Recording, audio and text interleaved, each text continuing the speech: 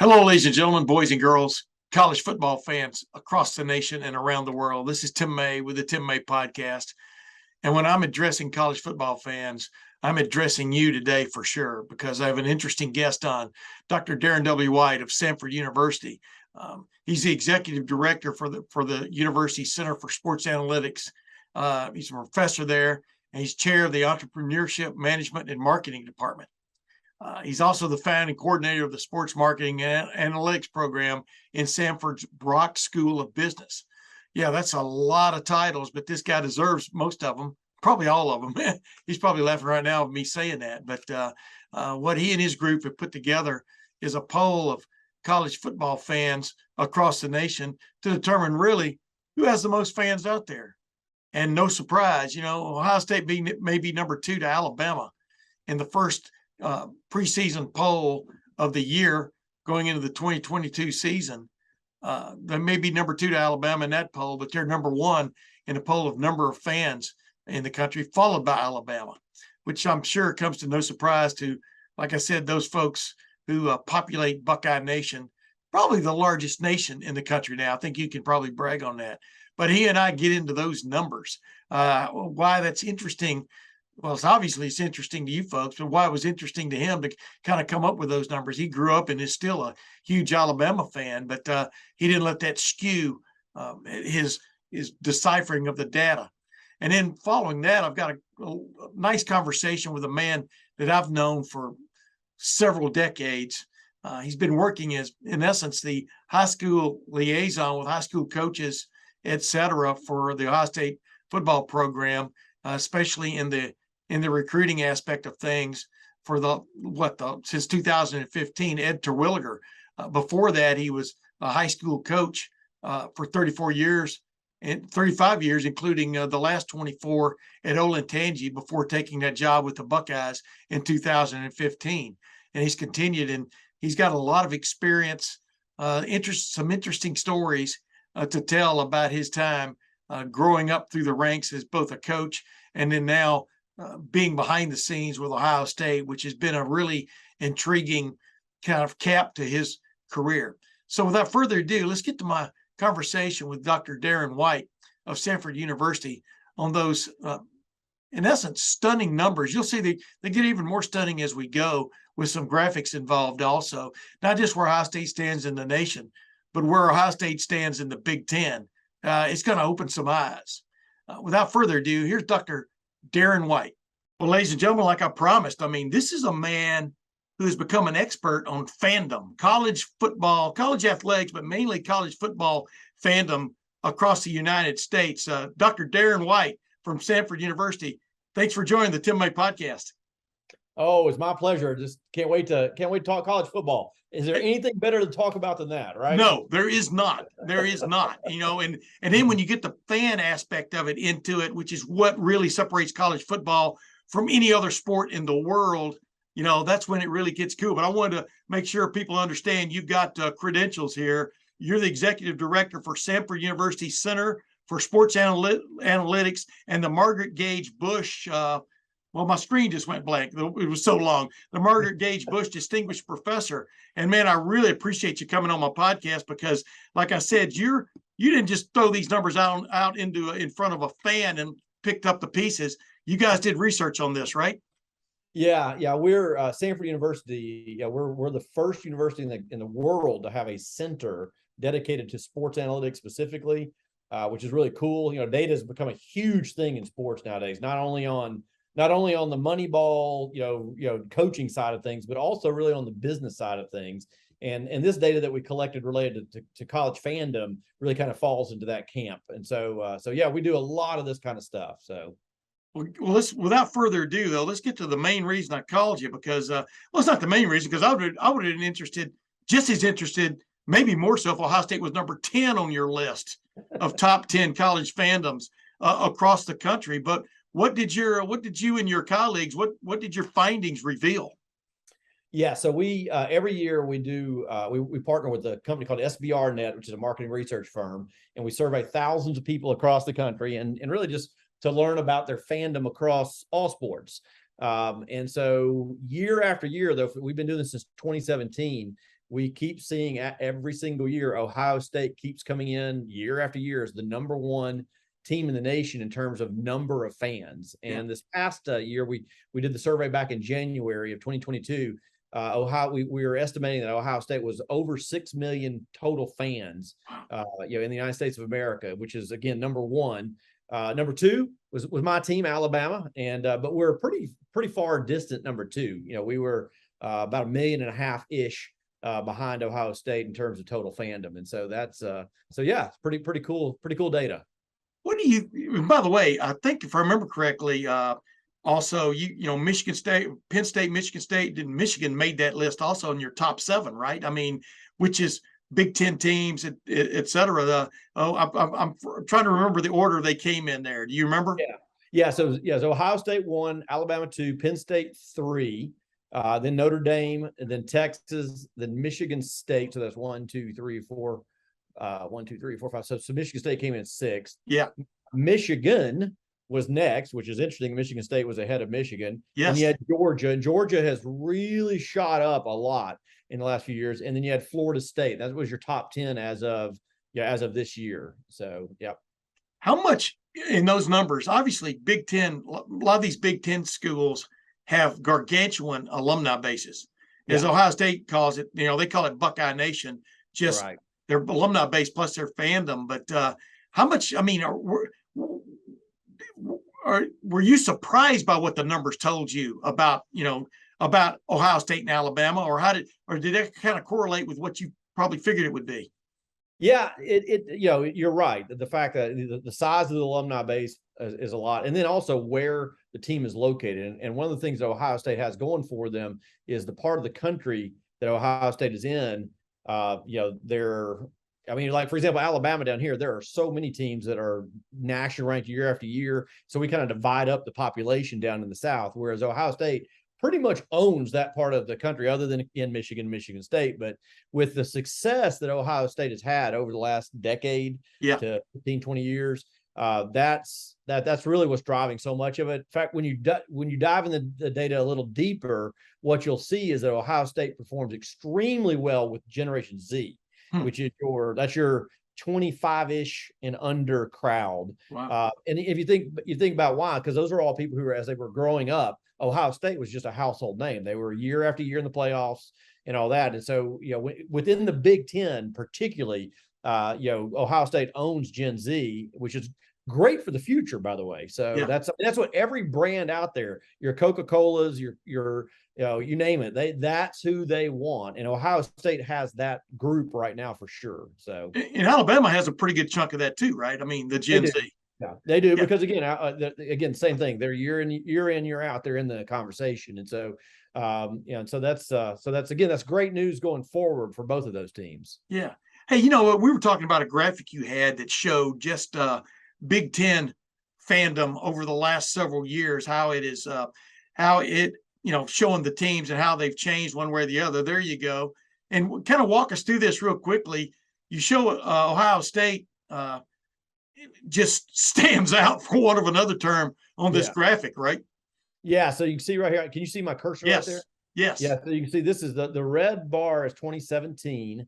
The orange is 2019 and blue is 2021, which, as an Alabama fan, I'm not sure why we put orange and blue next to each other, but we just did. Oh, well. Yeah. I'm gonna have to talk to my student about that. But anyway, and so, so you can kind of see Ohio State has been up there near about 6 million fans total, for the last 6 years or so. But again, as an upward slope in terms of our curve. But if you look at our Penn State, for example, we have a real decline. If you look at Michigan, has really had a decline. I mean, a significant decline there. They were well over 4 million back in 2017, but they're now down around 3 million. So they've lost almost 25% of their fandom. And again, one of the reasons is they just haven't been relevant, within the national conversation. And the younger generation particularly likes to support a winner. And that's kind of how it is. Wisconsin, of course, didn't have the greatest year last year. That's part of that. Michigan State's, again, had a nice little incline right there. Other interesting ones is Illinois and Purdue, has seen some pretty good success recently. And so that's starting to pay dividends. And so one of the things you can tell is there's definitely a correlation with the number of fans you have and how well you're doing. And so, And so that's a big part of it. Hey, throw that other graphic up there too, the one that's really just jumps out at you about Ohio State and its largesse when it comes to especially its brethren in the Big Ten. That's just, I think the colors really set it off, but it's just, it's kind of stunning when you see it in numbers, isn't it? Or in graphic form. Yeah, you're talking. Let me see if I'll have to pull it up real quick. I think I accidentally closed it down. That's all right, man. Yeah, I can get it really quickly here though. But yeah, and we do. And by the way, if you want to, if you guys are interested in this sort of data, if you follow me on Twitter, we are constantly posting this kind of content. We've done this for all the Power 5 schools. We don't only do it for college football, we do it for NFL. So check out the Center for Sports Analytics. You can Google it and find it, or you can find me on Twitter. I'm Sports Biz Prof on Twitter, but let me see if I can find that for you. But we're Sports Biz Prof. Yeah, so it's BIZPROF. What? Yeah, sports and then underscore biz underscore and then prof. Gotcha. And so you can follow. We're constantly putting out this kind of fun data. But all right, here we go. I think I have found it. There it is. Fan graphs. All right, go Big Ten. I think that was you're talking about the. Oh yeah. Yeah. You're talking about that one. Yeah. All right, here we go. Okay. This is so check this out. So yeah, basically what this is showing us is that if you take everybody in the country that supports a Big Ten team, one of the big teams, 23, so roughly 1 out of every 4 fans that is a fan of a Big Ten team is a fan of Ohio State, which is just, again, dominant. I mean, there's not another conference that has a team that is that top heavy within the conference. Not even the SEC. No, I mean, because again, in the SEC, we have, you've got, I mean, Alabama has a really strong fan base, but so does Georgia. Yeah. And so does Tennessee. And so, Alabama is dominant, but not that dominant, within the conference. And so you see Penn State right there at 15%. So again, there's your number. So they're right at 4 million fans as compared to 6.27. So that's over 2 million more fans that are Ohio State fans versus Penn State. There's your Michigan State, there's your Michigan, and then kind of on down the line. And then you got your poor Northwestern with only 400,000 fans. It is what it is. But it is. Right, there you go. But can I ask you this though? Yeah. Did any of those Ohio State numbers, were they stunning to you when y'all kind of got into it, or did you sort of expect it to be there? Because Michigan's always been known basically as having this brand about it, Yeah. And I think if this had been done maybe back in the 70s or 80s, it might have been a lot different. But I don't know. Just were you stunned a little bit by the Ohio State numbers? Yeah, a little bit, and mainly because you hear, what number one, it's extremely hard to get a feel for the size of the fan bases. That's a difficult number to get at. Yeah. And so one of the ways that people try to estimate that is based on licensed merchandise sales. And so, people look at how many Michigan shirts were sold versus whatever. Well, again, I don't know how much you want to go into it, but most of your big schools, the licensing rights are through a company called Learfield. Which is a company out of Atlanta. Their senior vice president of license is actually on my board. I know him very well. And so Michigan, and Alabama and all these schools, they are part of Learfield. Well, Ohio State actually does all that in-house. So they're one of the few schools in the country that actually runs more like a pro franchise, because pro teams keep all of that stuff. Like most of the revenue generating functions in a pro sports organization are actually done in-house. College, not so much. Most of it's outsourced. And so this is an example. But Ohio State, on the other hand, they actually do it in-house. So a lot of those numbers we don't actually get to see in the public. So that may be one reason why there's this feeling that Michigan is just so dominant, because we really don't get those sorts of numbers for Ohio State, because so much of that is done in-house. And so Gotcha. I don't know if that long way around to answer your question. Yeah. Well, I didn't even, I like to present, when I got a guy like you, I like to let you know kind of like where I'm coming from beforehand and give you a few questions, et cetera. But I wanted to ask you this out of left field a little bit. You saw where the Big Ten has added USC and UCLA starting in a couple of seasons. What does that, if you even run that through your head, because your head's always working, I'm sure it's a computer that never shuts down. Is that what does that mean to the Big Ten, do you think, down the road from just a footprint standpoint? And what does it how does it enhance Ohio State's footprint, do you think? Yeah. Oh, it's huge because it's all about the world of sports is all about eyeballs. I mean, that's what it all boils down to. It boils down to how many eyeballs are watching your team and watching your sport. So revenue generation is a function of eyeballs, and that's as basic as it gets, right? Yes. And so the more eyeballs we can get on our sport and on our team, the better. The more revenue we're going to generate, the more that will then translate to success on the field. And again, that's true globally. That's true. That's not just college football, right? And so so the fact that now Ohio State will be playing games year after year after year, and you'll have the California market, particularly the LA market, tuning in, wanting to watch, have a reason to watch. If Ohio State continues to have the kind of success they've had over the last 10 or 15 years, you're going to end up finding 5, 6, 7, 8, 9 years down the line, a lot of the new generation, even in California, will be pulling for Ohio State. And that's kind of what happens. And yeah. And it's quite impressive how many just Ohio State alumni live in the Southern California area. It's a huge number, like 28,000 and stuff. Yeah. I wanted to ask you this, though, with the Southeastern Conference adding Oklahoma and Texas, basically the two brand names from the Big 12.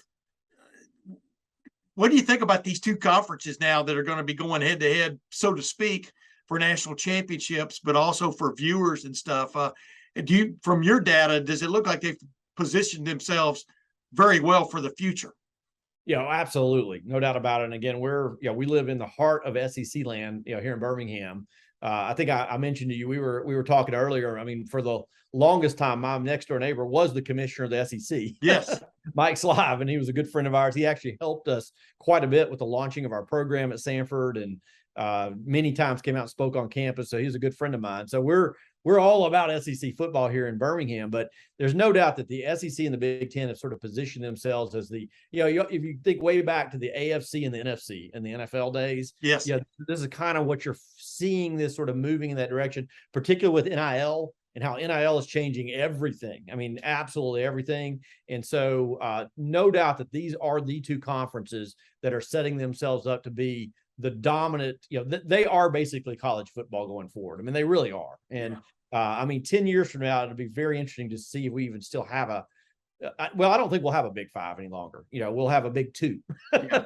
Yes. and then there's everybody else. Yeah. And so no doubt that they're because again, at the end of the day, if you think about it, if it's all about eyeballs, and so the more eyeballs you got, the more revenue you got. Well, the more revenue you got, the more NIL money you can spend on your team and on your players. So it just makes sense that as this thing plays out, that's kind of where this is all going to go. And it's not just NIL money; it's also sponsorship revenue. It's all the revenue streams. The media right dollars are going to be much bigger for those two conferences versus others.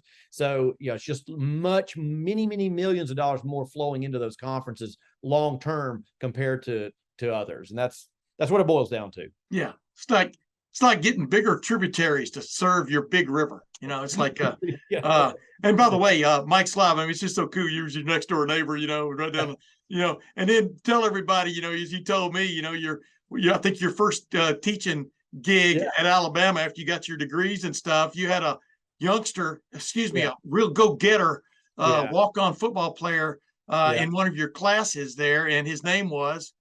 Yeah. His name was, well, and again, I was teaching, I was really young. It was my first class ever as a marketing class I was teaching. And he sat on the back row, and every time I go to the game, I'd look to see if we could find him or whatever. And he never played. I mean, never. He was a walk on, all that. But anyway, I remember it because he had a really strange name. His first name was Dabo. So, so I tell everybody, like, Dad was like he's an incredible recruiter. It's like I taught him all the marketing he knows. So Bingo. Bingo. Hey, by the way, did he show up for class every day? Let's get the. No, he was a great student, a super young man. And I say young, he was literally 2 years younger than me, I think. Exactly. That's great. Sit down and shut up, kid. He was, of course, he grew up here in Birmingham. He's from Pella. I don't know if you know his story, but he had a pretty rough go of it growing up with his mom and all that. But no, he's just a fantastic human being. I mean, unbelievable. And he comes back to Birmingham pretty often, actually. But yeah, that's really fun. I'll tell you one other fun story. When I moved into the house I'm in right now, I did not know that Mike Slive was my next door neighbor. I had no idea. And so that night, the first night we got in here, someone knocked on my door, and I opened the door, and there's the commissioner of the SEC standing in my door with his wife, Liz, holding a plate of chocolate chip cookies, homemade. Wow. And Mike was wearing his pajama bottom pants with little SEC logos on them. And I'm looking at him going, and he says, "Welcome to the neighborhood. I'm your next door neighbor." And I'm like, "What?" You're the commissioner of the SEC. Wow. What a neighborhood. And he was just an amazing human being. Absolutely the nicest person you've ever met. I mean, so unassuming. I mean, he did so much to help us. I mean, just a great guy. So, hey, Dr. White, I want to ask you one last thing before we get out of here. I like calling when you got degrees like you've got, you got to give you some cred, you know. Yeah. Last thing I wanted to ask you about this: when you look at these numbers, and you look at where the things are going from the SEC and the Big Ten realm, how much pressure do these numbers put on those head coaches? You understand what I'm saying? I mean, because like you just said, the graph of the Big Ten, it kind of slides, whatever, based on success, really. I'm sure it's, you're a longtime Alabama fan. I grew up going to Alabama games for, I went to Alabama Anonymous and kind of got some of that out of me.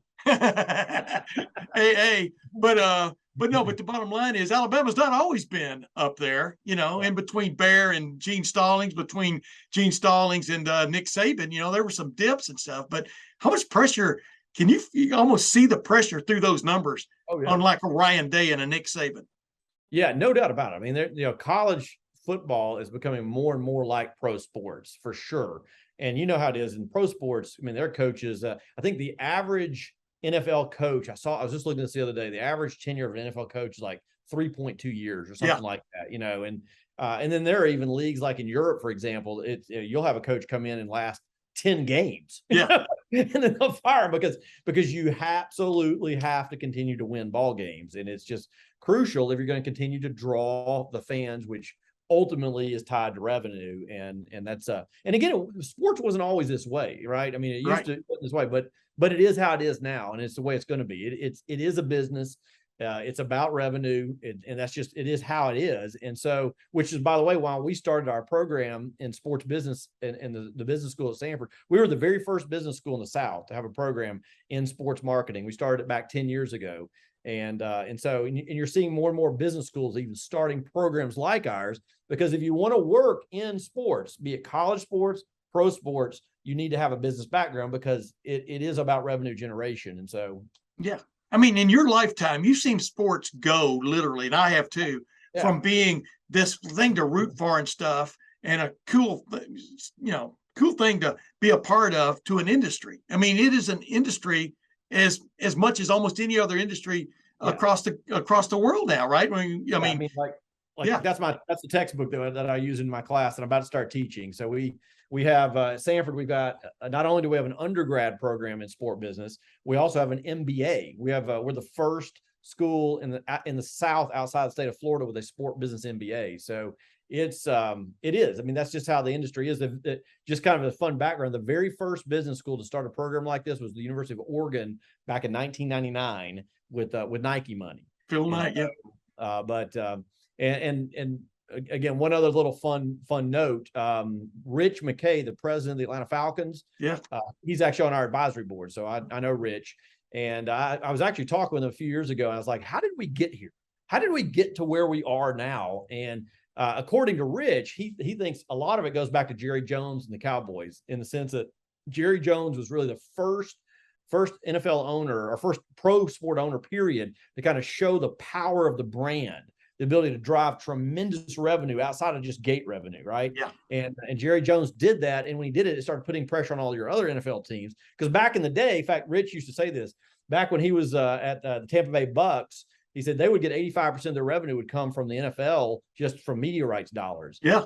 And nowadays, most NFL teams generate the vast majority of their income is done internally. So that then spread across all sports and now even into college sports. And so it's pretty amazing how this industry's changed in the last 20 years, honestly. Absolutely. Hey, the players are even getting to get a little bit of money now above the table, right? Yeah, that's right. Yeah. And you knew that was coming. Yeah. You knew that was eventually going to happen. So that's but yeah, it's a fun industry to be in, though. And if you're a high school student out there and you're trying to figure out what to go study, I mean, you ought to look for a school somewhere that's got a sport business MBA or a sport business undergrad program, because it's a fun industry to work in. I mean, it really is. It's there's no industry like it. I mean, I tell people all the time, you can go work at Regions Bank and which is you make a lot of money, yeah. But if you work for a pro sports team or a college, you get to be part of the team. So even if you're selling tickets or an accountant or whatever, I mean, like the Braves, for example, we have a mentorship partnership with the Braves. Every one of those executives has a World Series ring. Every one of them feel like they won the World Series. Yes. Dr. Darin White, I appreciate you joining me, my man. Yeah. Our time's run out, but I'm going to have you on again, I mean, many times, because I've really enjoyed this conversation. Yep. Sounds good. I appreciate it. And again, check out on Twitter if you want to see some of this data. I'll be posting it out there for you. Well, I appreciate Professor White coming on with me. We're going to get together a few more times down the road, because, the more you crunch the numbers, the more crunching you want to do. And as we pointed out there near the end, sports has gone from like being something you cheer for to being a major industry, not just in the United States, but around the world, but especially when it comes to major college football. And of course the NFL, which dwarfs every other aspect of the industry out there. So let's move on to my conversation with Ed Terwilliger. Like I said, he and I have known each other for several decades, in part because he used to run the Ohio High School Football Coaches Association All-Star game, which I covered for many years when I was at the Columbus Dispatch. And I've always found him to being an engaging, affable man. And you'll see what I'm talking about as we get into our conversation. Without further ado, here's Ed Terwilliger. Ed Terwilliger, welcome to the Tim May podcast, man. Long time I'm trying to make this happen, and we finally hooked up. Yeah, it's always a pleasure. I know it's different to go back and think about 30 years ago, and all of us starting out here in Central Ohio doing our thing with high school football and everything you did with the Dispatch and everything. So it's an honor, to be honest with you. It's pretty much a I don't want to really talk about that stuff as much as I want to talk about your role with Ohio State, how you got into this and stuff, because we're in the bowels of the Ohio State coaching staff meeting room areas. And but you were the educator of the year in the Olentangy School District back in 2006, 2007. You had a way of getting your point across, correct? Well, I think the one thing, longevity helps, surrounding yourself with great people. And I think if you look at the people that have worked with me, and I don't like to use the term under me, but were assistant coaches. I mean, the Steve Hales, the Zev Schroeders, the Tim Dalps, the Otterbahn. I mean, all those guys were assistants for me. So I think the same thing goes in the classroom. I had one philosophy when the last thing I told any of the guys that I hired was that I felt like I don't want my kid to have a bad teacher. And in the Olentangy School District, there's no reason to have a bad teacher, so I don't want any other kid to have one. So you got to do your job in the classroom first if you want to be able to be a football coach here. Yeah, a lot of people aspire to that, but then to be recognized for it had to be a thrill, right? Well, that had to be as big an award as you've ever won, I would think. Yeah, without a doubt. No, other than having your kids born, that's probably, right there with it. So I can't lie, and they knew before I did too. So that made it even better when they all knew. But showed up at the ceremony. Well, let's jump into that. I mean, you were an established, really well-respected high school football coach in Central Ohio and stuff. You helped produce Joshua Perry. Yeah. You didn't, you weren't the only one responsible, so to speak. His mom and dad had a little bit to do with that. Yeah. But when you got a chance, an offer from Ohio State to come and just be part of the mix here in whatever form or fashion, how did that strike you, I guess? Well, I think a lot of things fell into place. Timing's everything. I was fortunate enough to be where I was at for a long period of time with a lot of great people, and we had a lot of good players. And most people don't realize we had over 100 players in my career go to play college football at Olentangy. So, Joshua, obviously, everybody knows, and he's still making a name for himself in your industry. Yeah. But, we had 5 kids go to the league, and that's pretty good. So, you got some pretty good players, and, Kenny Onaniki and Josh, and, they're just some really good people. And Zach Caron's a kid that most people don't know about. He played like 5 years in the league, so it was all good. But timing, I felt like the program was at a good position. I think everybody that goes into it say they'd like to leave it better than when they found it. I don't know how bad it was when I found it, so it was not a big deal. I just felt like at that point we had great numbers. We had a full staff of educators, and we had just come off a regional playoff loss to Hilliard Davidson, and I just felt like at that point it was time. I didn't want to be the guy to hang on, and I wanted everybody to say, respect, I think, is a big word you use. And the other thing that got me is I had been offered a couple positions, not at Ohio State, but with other universities. You got to know a lot of the coaches. And so I started thinking about what I wanted to do to life after being a head coach in football. Recruiting was always important to me. And I didn't care whether it was going to be a junior college kids that went to California or Joshua who ended up at Ohio State. Really, because I would not be here if it wasn't for my head football coach in high school. I'm a Nelsonville York graduate. Dave Boston's a Hall of Fame coach. Back in our day, it wasn't like recruiting is now, and you had to try to find, a niche, and I had no idea. I mean, first person in my family to ever go to college. So, he got me where I was at, and that was allowed me to end up becoming a teacher in a high school football. Yeah, where'd you end up going to college? OU. I was at the Ohio University. The Ohio University. Not the OU out in Norman. So but it was great, and those things always play into. It would be remiss for me not to let everybody know, Dave Boston was a Hall of Fame coach. All right, Ed Bola and Paul Culver are the 2 guys I started with. They're both in the Hall of Fame at Ohio High School, and Vern Long at Westlake and Tom McDonald. So everybody that I was under was a phenomenal coach, all different. You learned everything in a different manner, and then basically when I got my opportunity, I wanted to take what I felt were all the positive things that they incorporated. And then, of course, put my own niche to some of the things. I'm like, there's no way I'm ever going to do that. Right? Because I'm not that, that kind of person. So, but then when I got I also was one of those dummies that said, don't complain about a problem, jump in and try to fix it. So I got involved with the Ohio High School Coaches Association. So I was an officer for 16 years. And that through those 16 years, I ended up going into the presidency, which is a 4-year. And I always joke, I said, Coach Meyer hired me. He really didn't want me.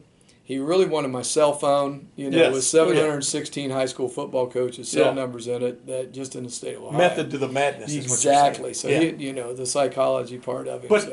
But that says something about what Urban thought about recruiting, right? They asked, what he thought about making those links, et cetera. Well, I think recruiting is, that's the name of the game, we all know that the better players you have, the better coach you are. And that's and then the better players, the better coach, the better program. The better program, the better, you multiply it. But it all starts with who you bring into your locker room and the culture within your locker room. And let's just get into this real quick. You brought in and Ohio State, and are you wondering what really your role was going to be, or was it kind of defined when you got there? It was a process, and quite honestly, I think Mark Pantoni, I owe a great deal to, because Mark was instrumental in, I came in here with the idea, it's like, look, what can I do? I don't know. I'm not a college coach. I'm not a college X and O guy. Yeah. I think I understand high school recruiting, and I understand parents, because, that's always something you have to deal with, as a high school coach. And my philosophy is always, I want to be dealing with the parents. I don't shun them, put a brick wall up, and do everything like that. Be honest and upfront, and let them know where they're going to be. And I think Mark just kind of sat back, and I did a lot of dumb stuff. I ran around and checked. I looked at grades, checked classes, talked to kids, got to know them. I was just trying to absorb be the sponge to absorb the knowledge of what was going on, and then get a feel and for how it. best you could help. Yeah, it's like, hey, look, you need another body to show people around. Yeah, I mean, I'm here. You know, it's like, and I think at that point one day, Mark brought me in, and he said, Coach Meyer wants to talk to you, and so I would be remiss to not think that Mark, and still to this day, he keeps elevating everything here within this department. Yeah, it's crazy, isn't it? Yeah, I mean, because people look at it and say, a lot of people say, "What's your title?" And I say, "Well, titles are, whatever thing, but my title is Director of High School Relations for Football." Slash, yeah. and then it's slash, IE. slash, which is okay because, I think there's some things that I'm okay at, which is my personality, and then there's other things that the young guys come in and are good at. But Mark's taken this. We're more like, I would say we're more like an NFL general manager type situation with him and director. With our new people, with director of recruiting, director of creative recruiting.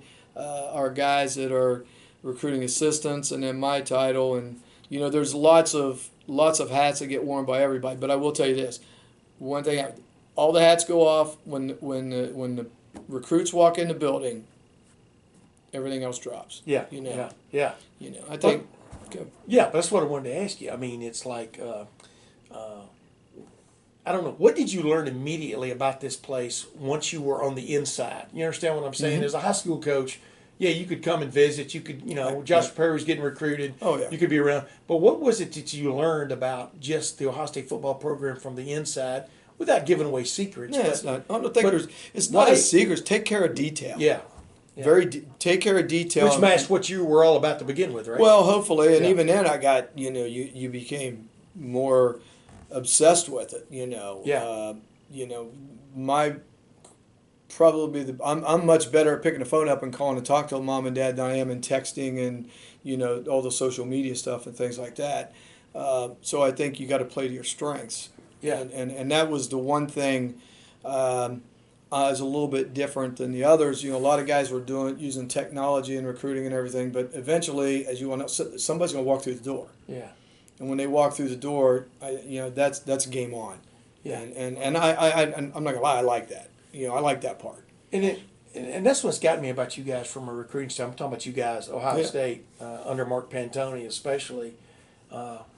These coaches, when they walk in the door, like the assistant coach, when they walk in the door, they're loaded, right, with information. That takes a lot of work, right, to compile things to where you can talk almost personally with somebody as opposed to getting to know them, if you understand what I'm saying. Correct. In other words, you already know this guy walking in. Right. Your big deal is for them to get to know you.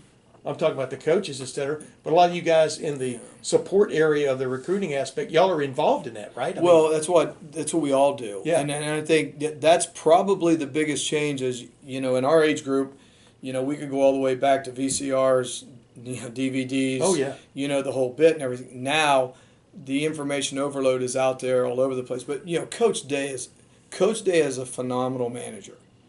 All right, he has a plan. He knows what his plan is, and he lets everybody know exactly what that is and what your expectations are. Yeah. And once again, I know a lot of coaches want X and O and draw, and I used to have guys on my staff like that, and I'm like, you guys can go draw all you want. I said I worry about whether he's going to pass science and be eligible. Yeah. All right. And Coach Day's like, recruiting is it. You have to recruit your position in your area, and make sure that you're involved with everybody. How glad are you that you made this move? Meaning, you could go through your life, wondering about things. You know what I mean? About how does it really work? You think you know, but do you really know? How, I guess, thankful are you that as you look back on it, that you made this move that many years ago? I'm very blessed, and I think that I want to pay forward. And I think that's something that I've always wanted to be able to do, is make sure that what I do is going, whether I'm here 1 year, 2 years, whatever, that the players that come through the door and the parents that are coming there, you had something to do with getting good people in and keeping it. You want to be better, and you want to be successful in the team mode. Yeah. And it's not you just don't want to be about me. It's not about me. But as far as being fortunate enough to be in a position, and I think a lot of times there's a lot of people along the way that helps you. I mean, I wouldn't have been here if someone would have said, "Hey, Ed, you need to get involved with the Coach Association." And then once I was involved with the Coaches Association, it's like, "Hey, you need to do this." I ran the North-South game, so I did different things politically, and in doing so, you got to meet so many people outside the area. The other thing most people realize is how fortunate I was to be in the OCC. When I started at Olentangy, I mean, we were a little BAC team playing out in Licking County all the time, and we got to move into the OCC, which is what we wanted because we knew we were going to grow, and I wanted it too. I just didn't expect to be a Division III school that got thrown in with Arlington and Davidson and Reynoldsburg and. You went the big boys. You went from playing, a few teams over in Licking County that are your size because they're great fun. I mean, Randy Boffin has a good program, anybody at Licking Valley, but then all of a sudden you got 7 D1 schools on it, with 2 platoon staffs and and you went, okay, here we go. It's just, win enough to keep your job. That's it. Well, what is something from your high school football coaching background? Yeah. That you apply, you think, every day in your work here in this support staff of the recruiting juggernaut that is Ohio State? If there's anything that I bring to the table, because I'm not going to touch the technology part and the way that the world. If there's anything, it's the fact that as a high school teacher, coach, I dealt with parents. So and in my field, I dealt with a lot of parents that had been beaten up since elementary school, and by the time they got to high school, they were just so communicating with adults and the parents because the kids don't know the questions to ask. Because that's one of the things I'll get every once in a while. You've got a family, and there's a 16-year-old kid sitting there that he might look like he's 20 and everything, and I'm like, well, do you have any questions? And the parents are like, well, I'm like, no. First of all, he doesn't know the questions. Yeah. It's okay for you to ask the questions because he's not old enough to know or understand. All he cares about is the bling in the hallway, the photo shoot, whatever you want to say. But and so I think if there's anything I bring to the table, it's being able to hopefully walk up to someone, introduce myself, make you feel comfortable to talk with me. And then pass that along to the next person, whether it's a position coach, another recruiting assistant, or something like that. Yeah. I think that's probably one of my strengths, if there is one, is to be able to deal with people like that verbally. That was the Woody Hayes secret too. Win the parents. Oh, you know what I mean. And the kids got to go where the parent. Type thing. My senior parents laughed every year in my spring speech because they all knew they were going to hear. Listen, I know that every dad in here can do more football than I do, and they can grill better than I can. Their third down calls are on point. But you know what? Yeah. But as long as all you moms are happy, I'm happy because you're going to control. But that's just the way it is. Do you feel like that you're in the midst of one of the great programs ever? I mean, when you look at college football right now. Right. And what a great time to be Yeah. start in it and now to where it's going. Right. First of all, Gene Smith had a great vision and put himself where he knew he could be in that vision. And for us to know, the changing of the conferences, the NIL stuff, and where football's going. But when you talk about we were talking the other day with people, and they're like, well, we know we're supposed to win every game. Yeah. Ryan Day is awesome by that. He never denies it. Our players know it. It's on the table. Nothing's transparent here, right? Yes. So, we go 4 years ago we know we're supposed to be team up north, win the conference, and win the national championship. So it's like 4 years ago we beat team up north, win the conference, go out, win the Rose Bowl. Come back, you guys are 12-1. Yeah. Then next year you beat team up north, win the conference, go out to the Cotton Bowl, beat USC in the Cotton Bowl, you come back, you guys are 12-1. Okay, next year, now we beat team up north, win the conference, get it in the Final Four, beat Clemson, all right, we lost the national championship. Yeah. Not a bad year. Not a bad year by any stretch. Yeah, but and then you do that again the next year, and this the expectations are there, and we know that it's a tremendous program. There's very few programs in the country right now that can legitimately say they have a real shot at being in the Final Four. Hopefully soon to be the 8 or 12 or whatever it's going to be, because it's going to have to change with the way the conferences are changing, which will allow better games for across the country. But, obviously, how does Nick Saban wake up every day and everybody tells him you're, this and this and this, and, and I was fortunate. I actually got to know, Nick when, I worked his camp when he was at Michigan State, and, there's just some of the guys that were with him and all that, and, but even driving in this morning, guess what was on the radio? It was the national, how good is Bama? Yeah. And then there's everybody else. They've won, because they were talking about the Heisman. You know that until, what was it? He got there, what was it? Mark Ingram. First part. Yeah. No one had won the Heisman Trophy at Bama until Ingram. I grew up an Alabama fan. And now they've won 5. I grew up an Alabama fan. I think it's quite fitting that Joe Namath, I watched him play on 2 good knees. When my dad took me in, one of my best players ever. I love exactly. And but the bottom line is, I thought it was fitting that finally the first Heisman Trophy winner from Alabama was an African American man. Yeah. Because it took so long for him to get there, for an African American even to get to play football at Alabama in the early 1970s. So it's ironic. But what Nick Saban has done is elevated it. But we talk about pressure, but for him, you think about it, because they said half since the BCS, half the national championship have gone there. But back to that elite status. Dabo obviously has done it, won a couple won a couple national championships, and it was what Luke did last year was phenomenal, because now Cincinnati is Cincinnati. They're not going to go away. Yeah. I like where you said that. Cincinnati is Cincinnati. And they're not going to go away. But Chili's going to stay chilly. There you go. By the way, the head strength coach at Cincinnati. Who is Brady Collins? Oh yeah, he was an Olentangy captain with my son Andrew, who's the DFO at Toledo. Exactly. So, the tentacles. Yeah, those. Yeah, you know what those guys do? They text each other all the time. They're like, Yeah. So we're doing this. What are you doing? Yeah. That's what I wanted to ask you. As much as you're involved in day to day here and during the season, we see you around a lot when we're allowed around. Yeah. But literally, this group here that you're associated with, you're already trying to win games in 2025 and 2026. Yeah. I mean, the recruiting, that's what gets me, and I don't think most people understand it. It literally never stops. No. Jim Tressel had that great line, that recruiting is like shaving. You miss one day and you look like a bum. Yep. Obviously I have a beard, but my point is that how do y'all keep up that relentless effort? I mean, what is the secret there? Once again, it starts with Ryan. As soon as you start to become decompressed or whatever, it's like boom. He brings something to the table that you want to step.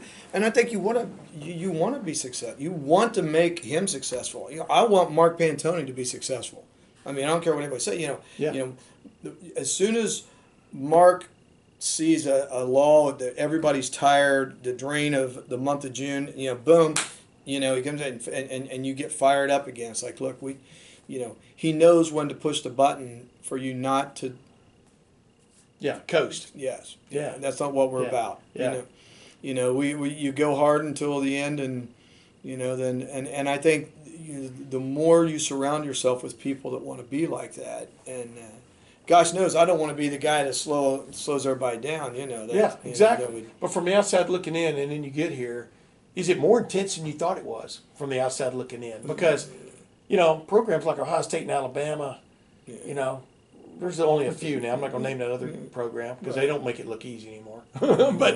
but they almost make it look easy, too easy, when in fact it's not. It's like there's one thing about climbing Mount Everest. Yeah. It's another thing about living on Mount Everest. You lived in a state that exactly. A lot of guys didn't. Alabama and Texas, a lot of guys want to get rid of the guy over in Texas that probably about 5 years after wish they had never done that. Exactly. But that's my point. But it's easy. It's easy to go like that. But the intensity is ridiculous, isn't it? I mean, and like we were talking about a while ago, how does it, like every day, Does Ryan keep things on a pretty much an even keel? I mean, how would you explain? What? Even keel's not the right term. He reads the room. Yeah. No, he's a very astute at knowing, when to push buttons and what to do and everything. But the probably like any great he lays out the game plan. You know where you stand. Yeah. Do your job. Yeah. Yeah. And, that's nothing that whatever your job is, just do it. Do it the best you can. Be the best you know. Slackers aren't Fight. allowed. Right? There are no slackers. No. You fight to be the best you can every day, the best of yourself, and that's something that's ingrained in us. I think. Yeah. Ed Terwilliger. I know there's certain things I can't do, but some things I need to do. I got to fight to be. I got to do it as well as I can. And that's the same whether it's a position coach or and it's everyone here. Yeah. And I think that's something that the ability to be successful go with the demands of what you build a foundation and you keep going up. If you put in a poor foundation, love our locker room, love our culture. I know people hear those terms and they think, oh yeah, right, and everything, but it's real. It's real. Last thing. Yeah.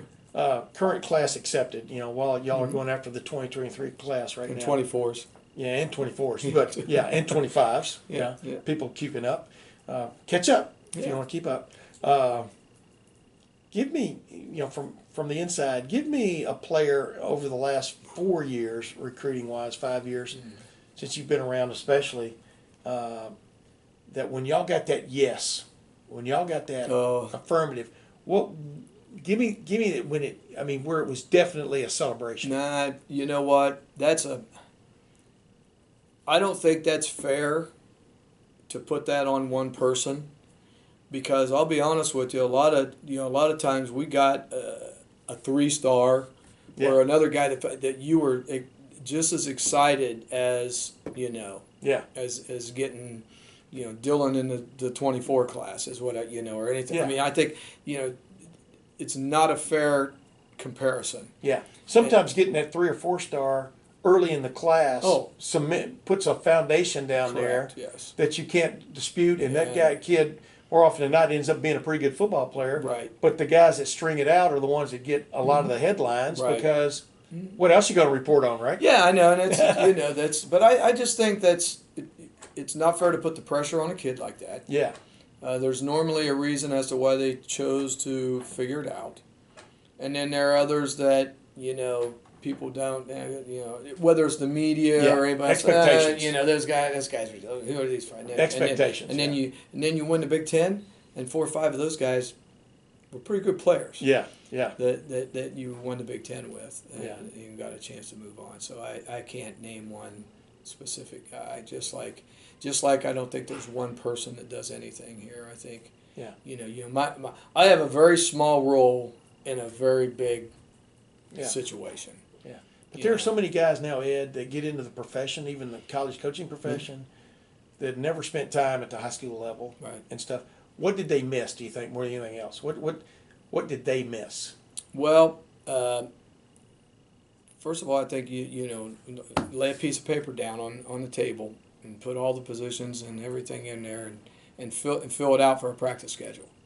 Yeah. All right. It's not drawing up the X's and O's. So I think when you talk about ground up, I mean, when you're the HC, I mean you guys got to tell you this is what we're doing. Yeah. And then, it's the offensive line, it's a running back, it's a quarterback, it's a receiver, it's a tight end. Boom. Okay, it's one play. It's one. Do practice schedule, periods, everything, and then I think that, and then the teaching part.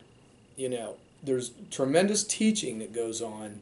And a lot of the coaches, they come up just a different background. They came up as a player, an intern, a GA, position coach. From a GA to a position coach at a smaller school, and they grow that way. Yeah. I think in high school, you look at middle school kids, and project. Well, and you have to you do that, but you got guys on your staff that are single, no kids, not married, and they're like, oh, these terrible. No, just take time out. Perfect example. I got to tell you, Kyle Takovitz. Most people know, Kyle Takovitz. was a tight end in 7th grade and 8th grade, and he was a 9th string tight end as a freshman. And y'all had that many tight ends? Oh yeah, wow. because as a freshman, yeah, because you know what? TEU. We only had 3 linemen because every dad of the linemen told their kid to go to tight end on the first day, right? Touch the ball, kid. So I got 9 of you. So anyways, long story short, I moved. I said, Kyle, you're going to be an offensive player. All right. Yeah. We won't even talk about the language used or whatever, but and Kyle ended up being a 2-time captain of Cincinnati, played for the Bengals for 2 years. All right, had his degree in 3. Is with Worthington Industries now in Columbus after traveling around the country, with them, and just couldn't be a better person. And the best part about him, he married an All-American tennis player from Ohio State. So I'm like, Tal, you are now the second best athlete in your family, So yeah, but that's just that's cool. The difference about in 8th grade. Yeah, Kevin Schmidt stood up in 7th grade health class in this 6'1", 159-pound beanpole and says, "I'm going to go to Duke and play football." Everybody in the room laughs. Guess what? He's a Duke graduate. He left Olentangy. He went down there, got a degree. He went in as an outside linebacker and ended up playing center. Yeah. So, yeah. But that's what's the cool part is to have, in one form or fashion, an impact on young guy, Now the difference here, difference here is we couldn't recruit because we weren't a parochial school, so we couldn't go out and do that. Within your diocese and Yeah. But you had to.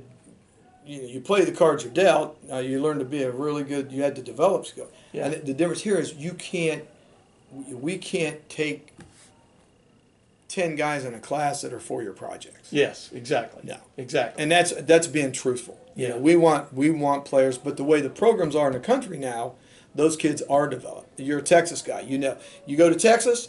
That kid's been in a program for 4 years. He's had nutrition. He's had lifting. Now the problem is he better be good enough to play for you because you don't know how much better he's going to get. Yeah, that's the point. That's what's interesting. I mean, when you're looking at kids that are freshmen and sophomores in high school, and you're staking sort of your future on, they're going to continue to get better. Exactly. That's tough, I would think, right? Then that's the art of this, right? Of what you guys do here. That's here. You have to, you fill, and everybody says you got to fill your roster. Sometimes it's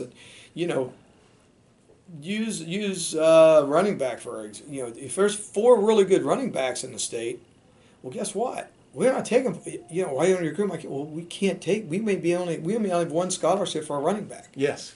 Yeah. So you got to play your roll the dice and make but you better know what you're doing and you better be an evaluator. And Tony Alford does a great job with that. Yeah. That running back spot's become a lot like the quarterback spot. Oh yeah. Crazy. You take the number 1 guy and how many quarterbacks do you think you can get that are 5 stars to go to one school? Yeah. I know. But see, I just think this is an interesting time in Ohio State history. You can look at the quarterback room a year ago. You look at it now. We're not going to get into all that because we promised not to do that. But it is amazing how this program is now attracting quarterbacks, big-time quarterbacks, receivers, and running backs. Where's it start? Yeah, exactly. I mean, where's it start? The proof is in the pudding. Ryan Day, et cetera. And it's amazing how it's just, I watched it right before my eyes because I was here. I was living up here when Woody was still the head coach. Yeah.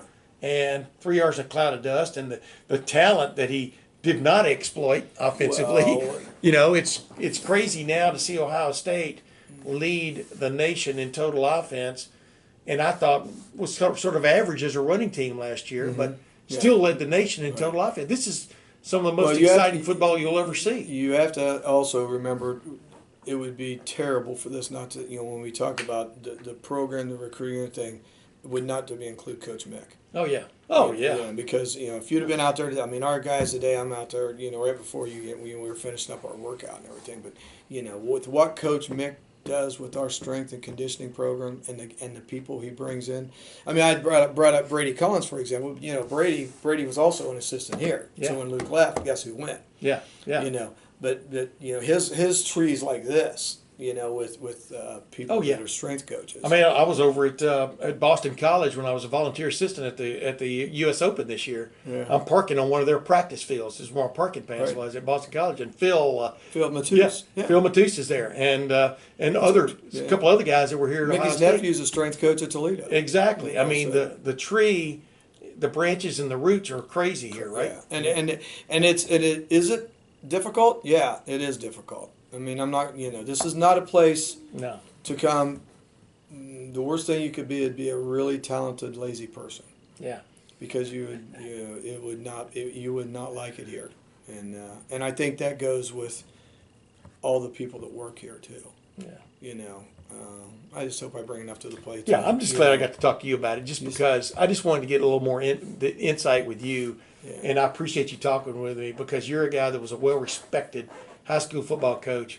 Well, I hope who's had so, a chance to get on the inside here, and just watch how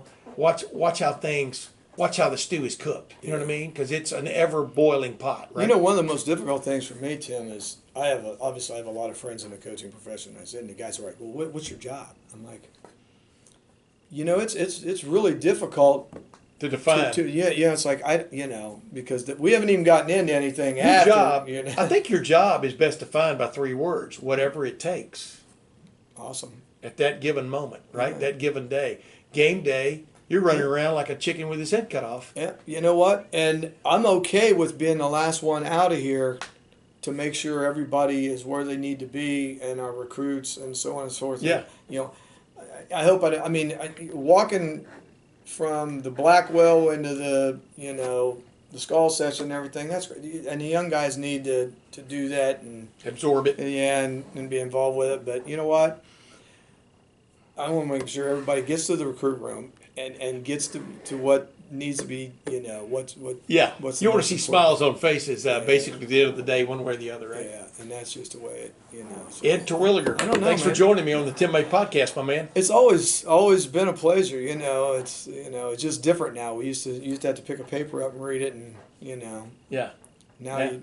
no one will probably. I don't know how you listen to this thing. I Yeah. don't know. Well, it's just I mean, we're still recording here, as you well know, but the other point is, it's like a podcast, and then at LettermenRow.com, I'm semi-retired, but now they've pulled me back in to do a little bit more this year and stuff. And, So should I bring up I'm the sort of- fact that you were doing your Lettermen Row stuff? 25 minutes into the Yeah. Yeah. So we'll say that. Hey, that's why we cut this short, folks. Yeah. So the Hey. guy who told you he was going to keep you for 5 minutes.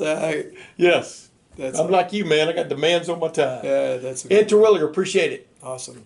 Thanks to Professor Darin White of Samford University, and of course to Ed Terwilliger, a man I see almost every other day during football season, because he's around the Woody Hayes Athletic Center facility, helping do whatever he can to help make the Buckeyes a better team tomorrow than they were today. And really enjoyed my conversation with him especially. But until next week, ladies and gentlemen, this is Tim May for the Tim May podcast. We'll see you then.